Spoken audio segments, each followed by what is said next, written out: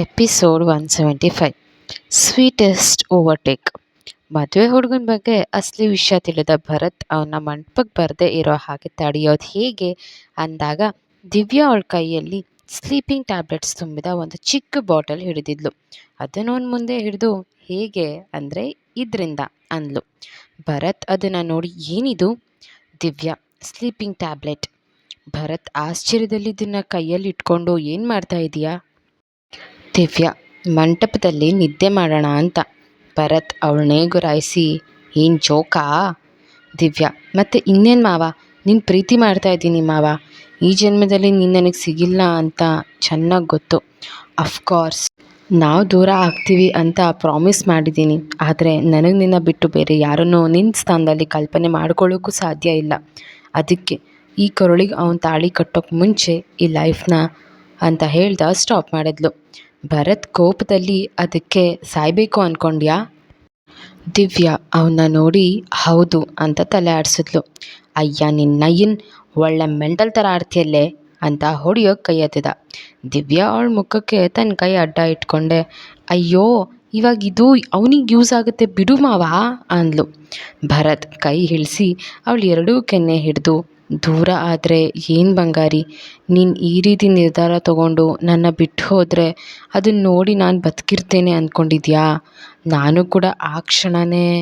ಅಷ್ಟರಲ್ಲಿ ದಿವ್ಯಾ ಅವನ ಬಾಯಿ ಮೇಲೆ ಕೈ ಇಟ್ಟು ಹಾಗೇನೂ ಆಗಲ್ಲ ಮಾವ, ಬಾ ನನ್ನ ಮಗನಿಗೆ ಒಂದು ಗತಿ ಕಾಣಿಸೋಣ. ಭರತ್ ಅವಳ ಮಾತಿಗೆ ನಕ್ಕು ಅವಳ ಕೈಯಲ್ಲಿದ್ದ ಸ್ಲೀಪಿಂಗ್ ಟ್ಯಾಬ್ಲೆಟ್ಸ್ ತೊಗೊಂಡು ಬಂದೇ ಇರು ಅಂತ ಅಲ್ಲಿಂದ ಹೋಗಿ ಒಂದು ಲೋಟ ಜ್ಯೂಸ್ ತೊಗೊಂಡು ಬಂದ. ಅದಕ್ಕೆ ಟ್ಯಾಬ್ಲೆಟ್ ಹಾಕಿ ದಿವ್ಯಾ ಕೈ ಕೊಟ್ಟ. ಹೋಗಿ ಕುಡಿಸು ಅವನಿಗೆ ಅಂತ ಹೇಳಿ ತಾನು ಅಲ್ಲೇ ನಿಂತ. ದಿವ್ಯಾ ಒಳಗೆ ಬರ್ತಿದ್ದಂತೆ ಅನಿಲ್ ಎದ್ದು ನಿಂತು ದಿವ್ಯಾ ಮುಹೂರ್ತ ಹತ್ತಿರ ಬರ್ತಾ ಇದೆ, ನೀನು ನೋಡಿದ್ರೆ ಮಂಟಪ ಬಿಟ್ಟು ಬಂದಿದ್ಯಾ? ದಿವ್ಯಾ ಮುಹೂರ್ತಕ್ಕೆ ಇನ್ನೂ ಟೈಮ್ ಇದೆ ಅನಿಲ್ ಅವರೇ, ನಿಮ್ಮ ಹತ್ರ ಸ್ವಲ್ಪ ಪರ್ಸ್ನಲ್ ವಿಚಾರ ಮಾತಾಡೋಣ ಅಂತ ಬಂದೆ, ತಗೊಳ್ಳಿ ಕುಡೀರಿ. ಅನಿಲ್ ಪರ್ಸ್ನಲ್ ವಿಚಾರನ? ಅದೇನು ಹೇಳು ದಿವ್ಯಾ. ಜ್ಯೂಸ್ ಕುಡೀರಿ ಅಂತ ಒಳ್ಳೆ ಫಸ್ಟ್ ನೈಟಲ್ಲಿ ಹೇಳೋ ಹಾಗೆ ಹೇಳ್ತಾ ಇದೆಯಾ? ನೋಡೋಕೆ ಹಾಟಾಗಿದೆಯಾ? ನಿನ್ನ ಹೀಗೆ ನೋಡ್ತಾ ಇದ್ದ ಹಾಗೆ ಮೂಡ್ ಬರ್ತಾ ಇದೆ. ಒಂದ್ಸಲ ಫಸ್ಟ್ ನೈಟ್ ರಿಹರ್ಸಲ್ ಮಾಡೋಣವಾ? ಅವನ ಮಾತು ಕೇಳಿ ಕೊತ ಕುದೀತಾ ಇದ್ದ ಭರತ್. ದಿವ್ಯಾ ಮನಸ್ಸಲ್ಲಿ ನನ್ನ ಮಗನೇ ಫಸ್ಟ್ ನೈಟ್ ಮಾಡಬೇಕಾ ನೀನು? ಇದೇ ನಿನ್ನ ಲಾಸ್ಟ್ ನೈಟ್ ಆಗಬೇಕು, ಹಾಗೆ ಮಾಡ್ತೀನಿ ಇರು ಅಂದ್ಕೊಂಡು ಹೌದಾ ಹಾಗೆ ಮಾಡೋಣ, ಮೊದಲು ಜ್ಯೂಸ್ ಕುಡೀರಿ, ನಾನು ಡೋರ್ ಕ್ಲೋಸ್ ಮಾಡಿ ಬರ್ತೀನಿ ಅಂದ್ಲು. ಅನಿಲ್ ವಾವ್, ಇಷ್ಟು ಬೇಗ ಒಪ್ಕೋತೀಯ ಅಂತ ಅಂದ್ಕೊಂಡೇ ಇರಲಿಲ್ಲ baby, I can't control baby ಅಂತ ಅವಳನ್ನೇ ನೋಡ್ತಾ ಜ್ಯೂಸ್ ಕುಡಿತಾ ಅವನು ಕಣ್ಣುಗಳು ಮಂಜಾದವು. ದಿವ್ಯಾ ಭರತ್ ಹತ್ರ ಬಂದು ನನ್ನ ಕೆಲಸ ಆಯಿತು ಮಾವ, ಈಗ ನಿನ್ನ ಕೆಲಸ ಹೋಗು. ಅಷ್ಟರಲ್ಲಿ ಅನಿಲ್ ನಿದ್ದೆಗೆ ಜಾರ್ತಾ ಸ್ಟಡಿಯಾಗಿ ನಿಲ್ಲೋಕೆ ಆಗದೆ ತೂರಾಡ್ತಾ ಇದ್ದ. ಭರತ್ ಅವನ ಒಂದು ಸ್ಟೋರ್ ರೂಮ್ಗೆ ಇಳ್ಕೊಂಡು ಬಂದು ಕಟ್ಟಾಕಿ ಫ್ರಾಡ್ ನನ್ನ ಮಗನೇ, ನನ್ನ ಬಂಗಾರಿ ಬೇಕಾ ನಿನಗೆ? ಹಾಟಾಗಿ ಕಾಣಿಸ್ತಾ ಇದ್ದಾಳ, ಫಸ್ಟ್ ನೈಟ್ ರಿಹರ್ಸಲ್ ಮಾಡ್ತೀಯಾ ಅಂದ್ಕೊಂಡು ಕೆನ್ನೆಗೆ 4 ಬಿಗಿದು ಸಾಯಿ ನನ್ನ ಮಗನೇ.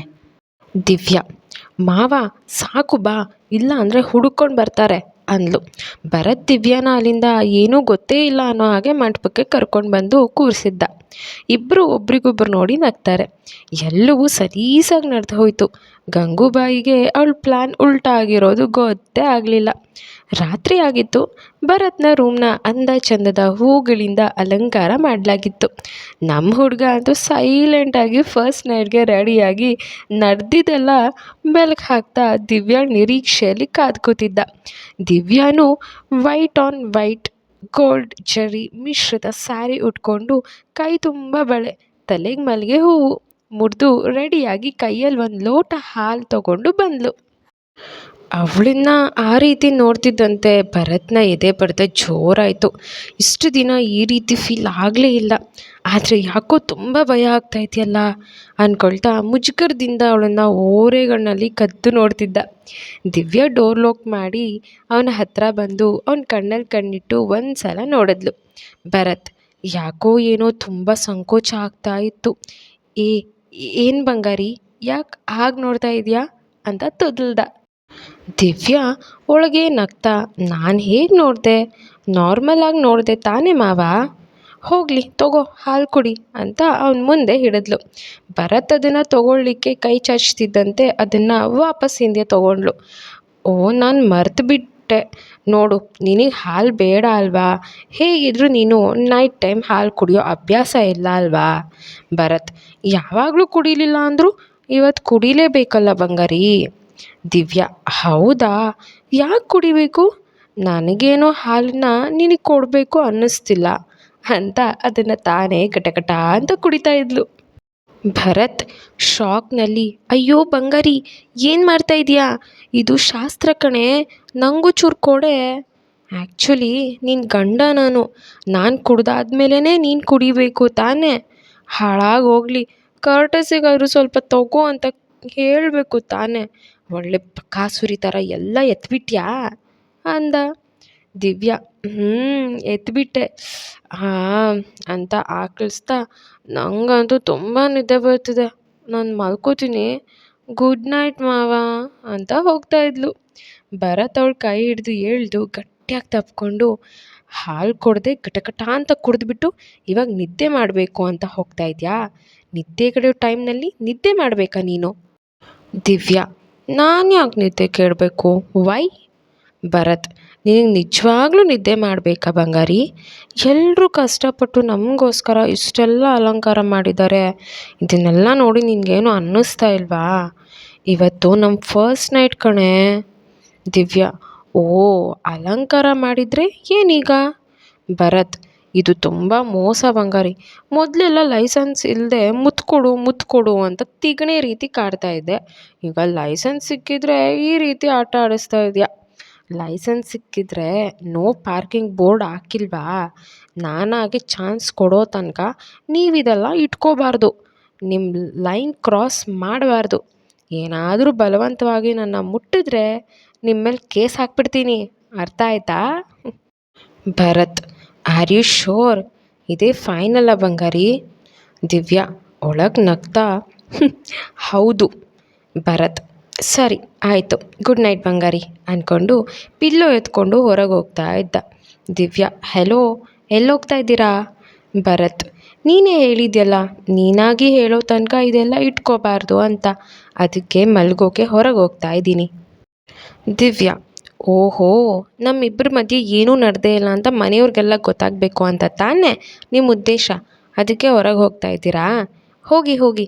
ಭರತ್ ಡೋರ್ ಕ್ಲೋಸ್ ಮಾಡಿ ನೆಲದ ಮೇಲೆ ಹಾಸಿಗೆ ಹಾಕ್ತಾ ಇದ್ದ. ದಿವ್ಯಾ, ಹೆಲೋ, ಏನು ಮಾಡ್ತಾ ಇದ್ದೀರಾ. ಭರತ್, ಏನೇ ನಿನ್ನ ಗೋಳು, ಈ ಕಡೆ ಹೋಗ್ತಾ ಇಲ್ಲ, ಇಲ್ಲೇ ಮಲ್ಕೊಂಡು ಸಾಯ್ತೀನಿ, ನಿಂಗೆ ನಿದ್ದೆ ಬಂತು ಅಂದೆ ತಾನೇ, ಬಿತ್ಕೋ ನೀನು. ದಿವ್ಯಾ, ಓಹೋ, ನೋಡಿದವರು ಗಂಡನ್ನ ಕೆಲಸದವನ ಹಾಗೆ ನೆಲದ ಮೇಲೆ ಮಲ್ಗೋಗ್ಬಿಟ್ಟು ತಾನು ರಾಣಿ ಹಾಗೆ ಬೆಡ್ ಮೇಲೆ ಮಲ್ಗ್ತಾಳೆ ಅಂತ ಆಡ್ಕೊಳ್ಳಿ ಅಂತನಾ. ಭರತ್, ಓಥು, ಎಂಥ ಪಚಿತಿ ಗುರು ಇದು ನನಗೆ ಅಂದ್ಕೊಂಡು ಎದ್ದು ಬಂದು ಬೆಡ್ ಮೇಲೆ ಮಲ್ಕೊಂಡ. ದಿವ್ಯಾಗೆ ಅವನ್ನ ಇಷ್ಟೆಲ್ಲ ಕಾಡಿಸಿದ್ರು ಸಮಾಧಾನವೇ ಆಗಲಿಲ್ಲ. ಅಮ್ಮ ಅಂದ್ಲು. ಭರತ್ ಆ ಕಡೆ ತಿರುಗಿ ಮಲಗಿದವನು ಅವಳ ಕಡೆ ನೋಡಿ, ಏನಾಯ್ತೆ.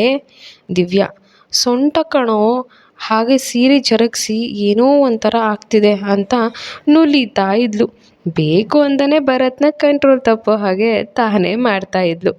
ಭರತ್ ಸೊಂಟ ನೋಡಿ ಮನಸ್ಸಲ್ಲಿ, ಭರತ್ ಕಾನ್ಸಂಟ್ರೇಟ್ ಮಾಡಬೇಡ ಭರತ್, ಬೇಕು ಅಂತಲೇ ಮಾಡ್ತಿದ್ದಾಳೆ ಅಂದ್ಕೊಂಡು ಅವಳಿಗೆ ಬೆನ್ ಮಾಡಿ ಮಲ್ಕೊಂಡ.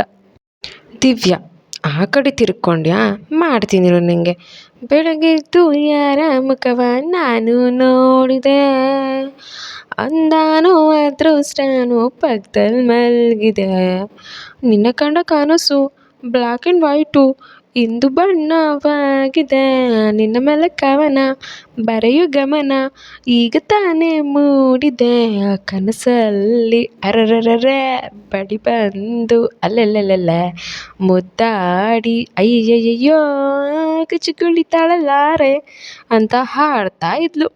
ಭರತ್ ದಬಾಕೊಂಡು ಮಲ್ಕೊಂಡು, ಲೇ ಬಂಗಾರಿ, ನಿದ್ದೆಗೆಡೋಣ ಅಂದರೆ ನೋ ಪಾರ್ಕಿಂಗ್ ಬೋರ್ಡ್ ಹಾಕ್ಕೊಂಡು ಅದಕ್ಕೂ ಕಲ್ಲು ಹಾಕಿಬಿಟ್ಟೆ, ಅಟ್ಲೀಸ್ಟ್ ನೆಮ್ಮದಿಯಾಗಿ ನಿದ್ದೆ ಮಾಡೋಕ್ಕಾದರೂ ಬಿಡೆ.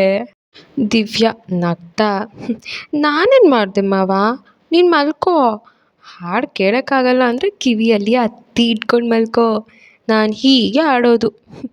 ಭರತ್ ಎರಡು ಕಿವಿಯಲ್ಲಿ ಬೆರಳು ಹಾಕ್ಕೊಂಡು ಕಣ್ಣು ಮುಚ್ಚಿ ಮಲ್ಕೊಂಡಿದ್ದ.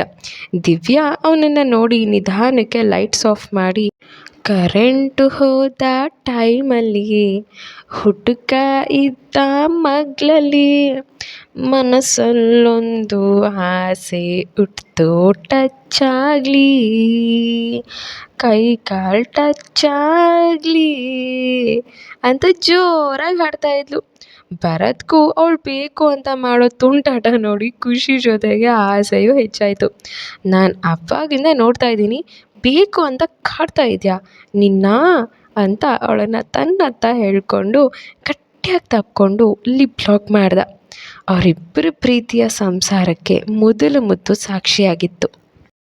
ದಿವ್ಯಾ ಅವನ ಕೊರಳು ಪಟ್ಟಿ ಹಿಡಿದು ನೋ ಪಾರ್ಕಿಂಗ್ ಬೋರ್ಡ್ ಹಾಕಿದ್ರು ಮೂವ್ ಆನ್ ಹೋಗೋದು ಅಲ್ಲದೆ ಓವರ್ಟೇಕ್ ಮಾಡಿದ್ಯಾ, ಇದಕ್ಕೆ ಲೈಫ್ ಲಾಂಗ್ ರೊಮ್ಯಾನ್ಸ್ ಅನ್ನೋ ಫೈನ್ ಕಟ್ತಾನೆ ಇರು, ಅದೇ ನಿನಗೆ ನಾನು ಕೊಡ್ತಾ ಇರೋ ಪನಿಷ್ಮೆಂಟ್ ಅಂತ ತಪ್ಪಿಕೊಂಡ್ಳು. ಭರತ್ ಅವಳ ಮುಖದ ಮೇಲೆ ಚಿತ್ತಾರ ಬಿಡಿಸ್ತಾ, ಈ ರೀತಿ ಸ್ವೀಟೆಸ್ಟ್ ಪನಿಷ್ಮೆಂಟ್ ಸಿಗುತ್ತೆ ಅಂದರೆ ಲೈಫ್ ಟೈಮ್ ಓವರ್ಟೇಕ್ ಮಾಡ್ತಾನೆ ಇರ್ತೀನಿ. ದಿವ್ಯಾ ಹೌದಾ? ಭರತ್ ಹ್ಞೂ. ದಿವ್ಯಾ ಅವನ ಹಣೆಗೆ ಮುತ್ತಿಟ್ಟು, ಐ ಲವ್ ಯು ಮಾವ. Bharat I love you too ಬಂಗಾರಿ. ಅವರಿಬ್ಬರ ಪ್ರೀತಿಯ ಮಿಲನಕ್ಕೆ ಆ ರಾತ್ರಿ ಸಾಕ್ಷಿಯಾಗಿತ್ತು. ಎಪಿಸೋಡ್ 176 ನಿನ್ನ ಮಗಳಾಗಿ ಹುಟ್ಟಿ ಬರ್ತಾರೆ. ಗಂಗೂಬಾಯಿಗೆ ಅದಾಗಲೇ ತಮ್ಮ ಪ್ಲ್ಯಾನ್ ಉಲ್ಟಾ ಹೊಡೆದು ಅವ್ರ ಮೂವರು ಜನ ಜೈಲ್ ಪಾಲಾಗಿರೋದು ಅವನ ಬಲಗೈ ಬಂಟ ಅಮಾವಾಸ್ಯೆಯಿಂದ ತಿಳಿತು. ಇದರಿಂದ ಮತ್ತಷ್ಟು ದ್ವೇಷದ ಕಿಡಿ ಹೊತ್ತಿದ್ಲು ಗಂಗೂಬಾಯಿ. ರುದ್ರಪ್ರಸಾದ್, ಅಕ್ಕಯ್ಯ, ಇಷ್ಟು ದಿನ ನಾವು ಪರ್ಮಿಷನ್ಗೋಸ್ಕರ ಕಾದು ತಪ್ಪು ಮಾಡಿದ್ವಿ ಅನಿಸುತ್ತೆ. ನಾವು ಅವತ್ತೇ ಅಲ್ಲೇ ಡ್ರಾ ಅಲ್ಲೇ ಬಹುಮಾನ ಅನ್ನೋ ಹಾಗೆ ಅವಳನ್ನ ಎಳ್ಕೊಂಡು ಬರಬೇಕಾಗಿತ್ತು. ಆಗ ಇಷ್ಟೆಲ್ಲ ಕಾಯೋ ಅವಶ್ಯಕತೆ ಇರಲಿಲ್ಲ. ಇನ್ಮೇಲೆ ತಡ ಮಾಡೋದೇ ಬೇಡ. ಆ ದಿವ್ಯಾನ ಎತ್ತಾಕೊಂಡು ಬರೋಣ. ಗಂಗೂಬಾಯಿ ಹೌದು ಕಣ್ಲ, ಅವ್ರಿಗೆ ನನ್ನ ದಾರಿನೇ ಸರಿ, ಮಾಡ್ತೀನಿ ಅವಳಿಗೆ ಅಂದ್ಕೊಂಡು ಹಲ್ ಮಸೀತಾ ಇದ್ಲು. ಇವ್ರ ಕುತಂತ್ರಗಳು ಮುಂದುವರಿತಲೇ ಇದ್ವು. ಈ ಕಡೆ ತಮ್ಮ ಪ್ರೀತಿಯ ದೋಣಿ ಯಾವುದೇ ಅಡೆತಡೆ ಇಲ್ಲದೆ ಖುಷಿಯಾಗಿ ನೆಮ್ಮದಿಯಾಗಿ ಸಾಗ್ತಿದ್ದ ದಿವ್ಯಾ ಭರತ್ರ ಬಾಳಲ್ಲಿ ಒಂದು ಕಾರ್ ಮೋಡದ ಕತ್ತಲು ಬಂದಪ್ಪಳಿಸ್ತು. ಮನೆಯವರೆಲ್ಲ ಡೈನಿಂಗ್ ಹಾಲ್ನಲ್ಲಿ ಸೇರಿದ್ರು. ರಘುವೀರ್ ವಂಶಿಯವರು ಭರತ್ ಭರತ್ ಅಂತ ಕೂಗಿದ್ರು. ಭರತ್ ಆ ಅಂಕಲ್ ಅಂತ ಅವ್ರ ಮುಂದೆ ಬಂದು ನಿಂತು, ಹೇಳಿ ಅಂಕಲ್. ರಘುವೀರ್ ವಂಶಿಯವರು ನೋಡಿದ್ರಾ ಅಂಬುಜಮ್ಮ, ನಿಮ್ಮ ಮಗನ ತಪ್ಪನ್ನು ಎಲ್ಲರೂ ಆಶ್ಚರ್ಯದಲ್ಲಿ ಅವ್ರನ್ನೇ ನೋಡಿದ್ರು. ಏನಾಯ್ತು ಯಜಮಾನ್ರೇ ಅಂದರು ಅಂಬುಜ. ಭರತ್ ತಪ್ಪ ಏನು ಅಂಕಲ್? ರಘುವೀರ್ ವಂಶಿಯವರು, ಏನು ಭರತ್, ನನ್ನ ಮಗಳನ್ನ ಮದುವೆ ಆಗಿದೆಯಾ, ಈಗ ನೀನು ಹಳೆ ಭರತ್ ಅಲ್ಲ ಕಣಪ್ಪ, ಈ ರಘುವೀರ್ ವಂಶಿಯವರ ಅಳಿಯ, ಮುಂದಿನ ಪೀಳಿಗೆಯ ವಾರಸ್ದಾರ. ಅಂಕಲ್ ಅಂಕಲ್ ಅಂತ ಇದೆಯಾ, ಇನ್ನೂ ಮಾವ ಅಂತ ಕರಿಬೇಕು, ಅರ್ಥ ಆಯ್ತಾ? ಭರತ್ ಸಂಕೋಚದಿಂದ ಮುಗುಳ್ನಕ್ಕು, ಸರಿ ಮಾವ ಅಂದ. ರಘುವೀರ್ ವಂಶಿಯವರು, ದ್ಯಾಟ್ಸ್ ಲೈಕ್ ಅ ಗುಡ್ ಬಾಯ್, ಬಾ ಕೂತ್ಕೋ ಊಟ ಮಾಡೋಣ. ಎಲ್ಲಿ ನನ್ನ ಬಂಗಾರಿ ಕಾಣಿಸ್ತಾನೇ ಇಲ್ಲ? ಬಂದೆ ಅಪ್ಪ ಅಂತ ಅವ್ರ ಮುಂದೆ ಬಂದು ಭರತ್ ಪಕ್ಕ ಕುಳಿತಳು. ಏನು ಮಗಳೇ ಇಷ್ಟೊತ್ತು ವೆಯ್ಟ್ ಮಾಡೋದು? ಸಾರಿ ಅಪ್ಪ, ನವೀನ್ ಕಾಲ್ ಮಾಡಿದ್ದ, ಮಾತಾಡ್ತಾ ಇದ್ದೆ, ಅವನಿಗೆ ಮದುವೆ ಸೆಟ್ ಆಯ್ತಂತೆ, ಅದನ್ನೇ ಹೇಳ್ತಾ ಇದ್ದ. ರಘುವೀರ್ ವಂಶಿಯವರು, ಹೌದಾ, ಗುಡ್. ಎಲ್ಲರೂ ಒಟ್ಟಿಗೆ ಕೂತ್ಕೊಂಡು ಸಂತೋಷದಿಂದ ಊಟ ಮಾಡ್ತಾಯಿದ್ರು.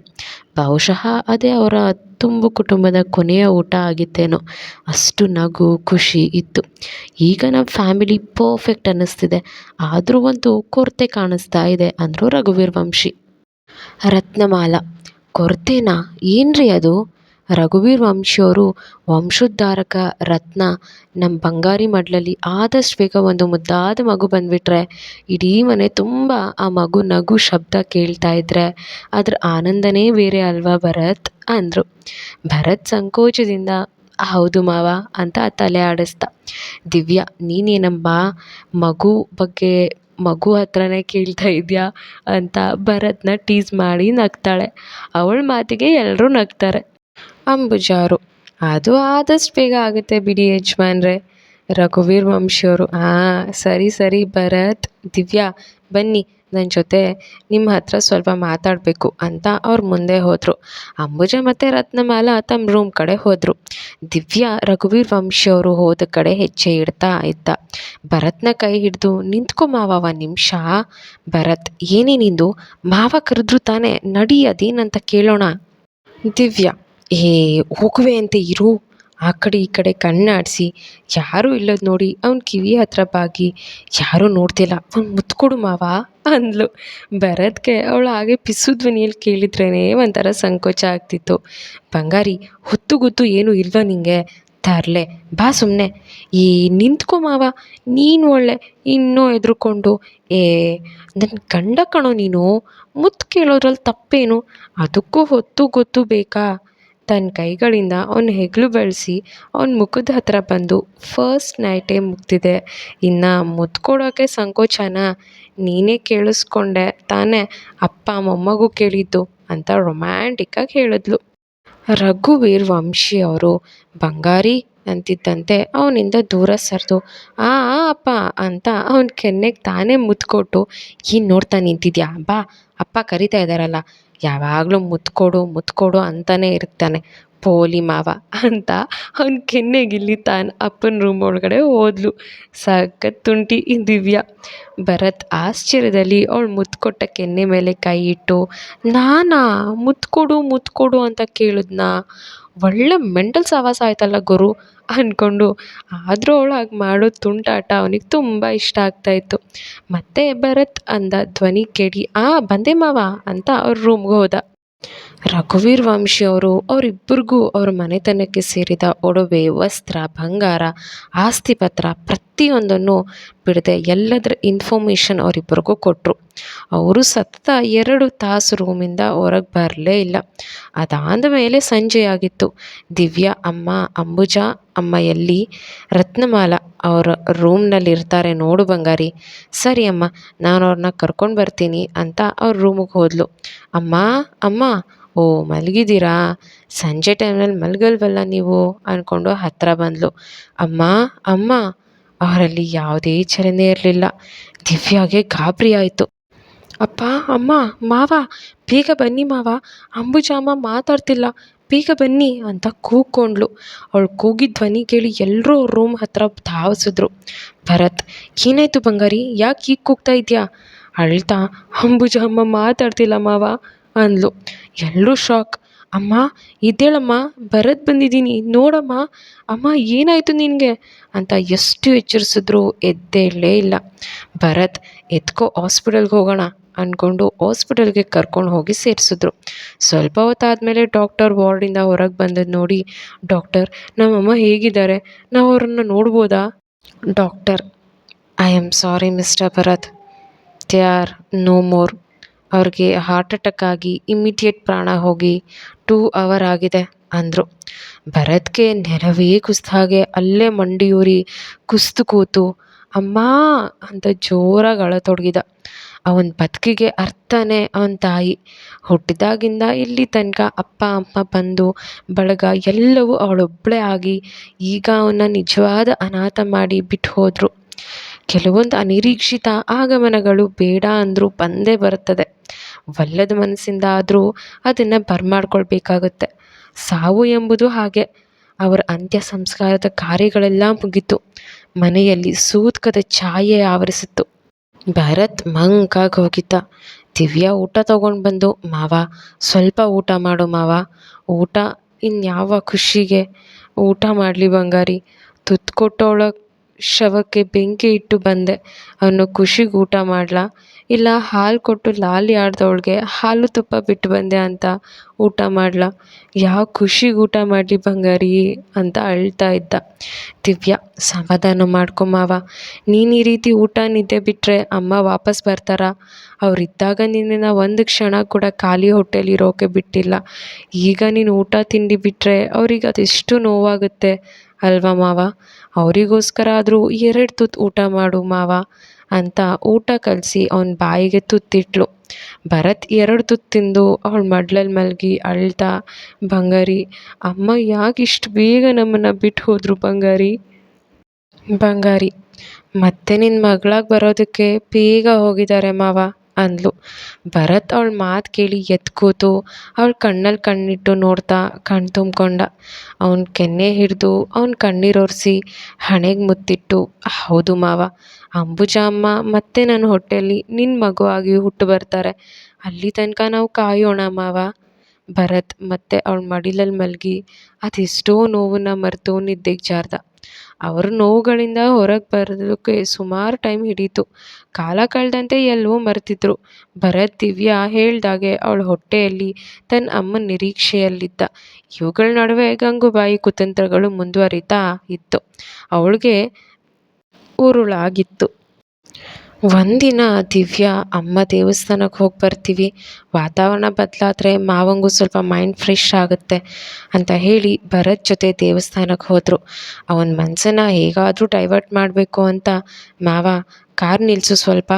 ಭರತ್: ಯಾಕೆ ಬಂಗಾರಿ, ಏನಾಯಿತು? ದಿವ್ಯಾ: ಬಂದೇ ಇರು ಅಂತ ಇಳಿದು ಅಲ್ಲಿಂದ ಎಲ್ಲೋ ಹೋದ್ಲು. ತುಂಬ ಹೊತ್ತಾದರೂ ಅವಳು ಬರಲೇ ಇಲ್ಲ. ಭರತ್ ವೆಯ್ಟ್ ಮಾಡಿ ಬೇಸತ್ತು ತಾನು ಕಾರಿಂದ ಇಳಿದು ಅವಳು ಹೋದ ಕಡೆಗೆ ಹುಡುಕೊಂಡು ಹೋದ. ಅಲ್ಲೊಂದು ದೊಡ್ಡದಾದ ಮರದ ಮೇಲೆ ಒಂದು ಬೋರ್ಡ್ ನೋಡಿ ಹಾಗೇ ನಿಂತುಬಿಟ್ಟ.